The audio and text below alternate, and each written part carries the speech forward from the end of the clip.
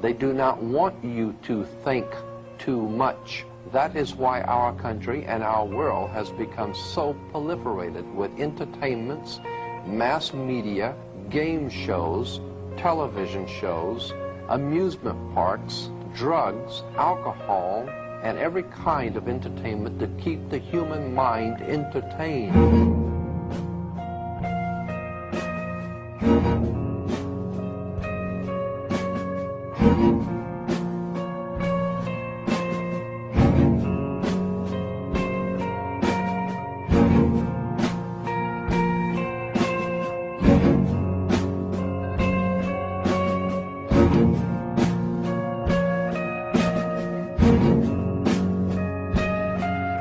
In order to eliminate this threat and to achieve their objective, the Masons have set about the boldest plan ever devised: the complete control of every aspect of human life, your life.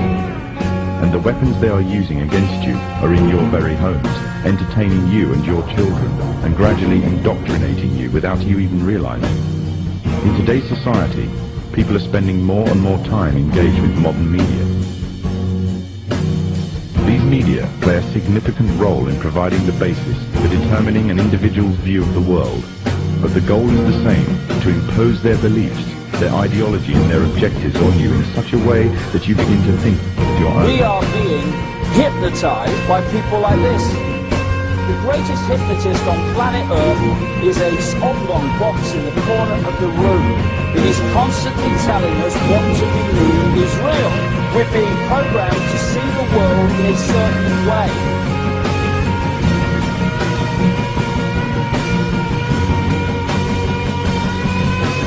What's the reason you not hear this kind of truth on the media in general? It's because the media is controlled. What it essentially amounts to here is that all the top media officials are members of these clubs, Council on Foreign Relations, Tri-Letter Commission, Bilderberg, and so on, whose goal is to bring about this new world order.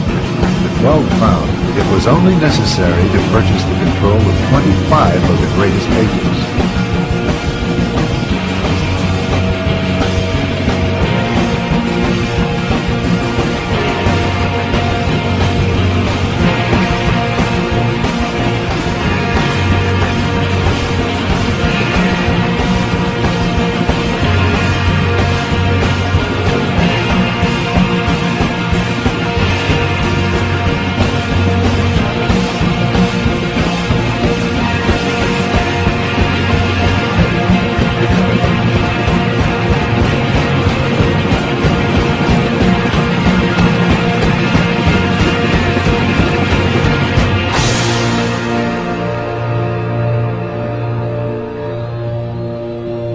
There are certain people that do watch like the news, which I think is rubbish as well, because it's just empty. I mean, there's a book called Watching TV News by Neil Postman. It very clearly articulates the fact, this guy's a PhD in communications theory at Columbia University, that you don't learn anything on the news. You in fact are actually dumbed down.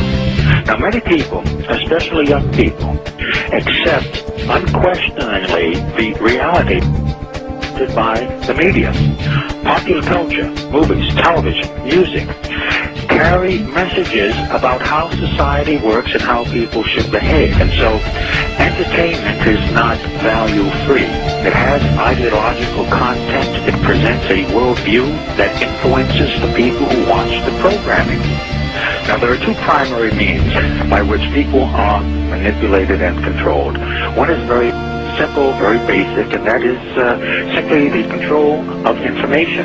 Working as an editor, it was easy to see how simple it is to change the meaning of an event or change the meaning of what someone says through editing. And so I was very well aware of how plastic and moldable media reality was. But I didn't fully appreciate the extent to which we are all manipulated and controlled by media, including those people who work in it.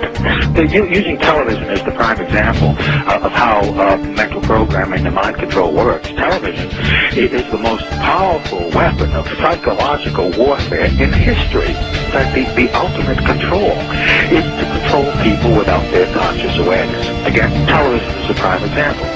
Think back to whenever you have observed young children or older adults sitting, watching television.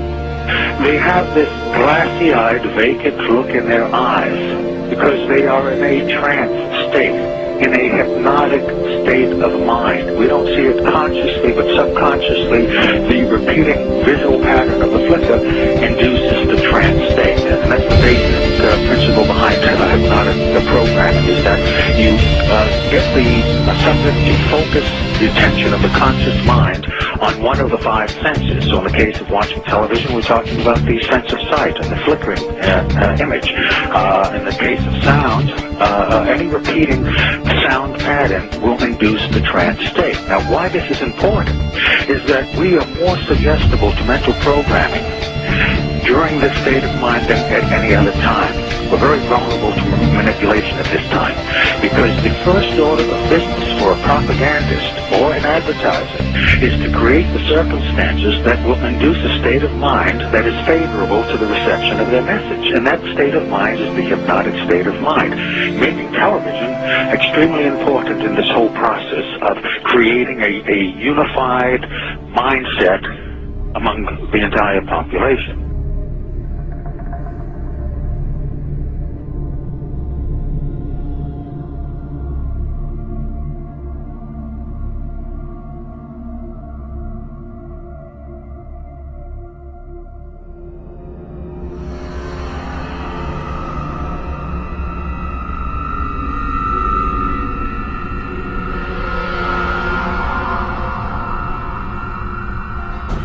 The Crookes version of the cathode ray tube would become the most fundamental component in the development of television, devised 40 years later by the Scotsman John Logie Baird.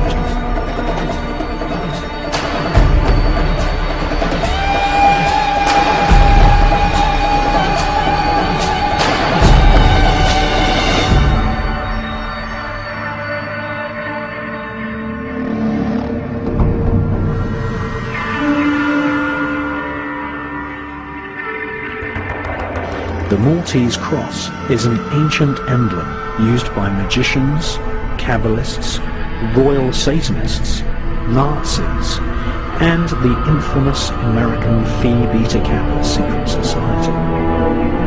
Crookes managed to project a shadowy image at the other end of the cathode ray tube, which was the first ever electrically created image known to man.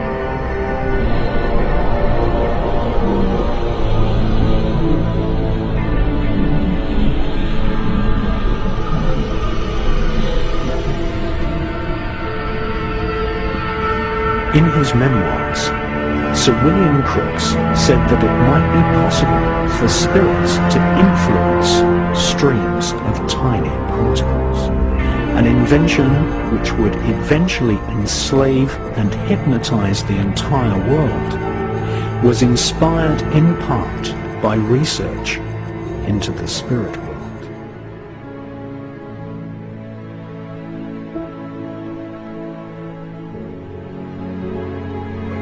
Because the only truth you know is what you get over this tube.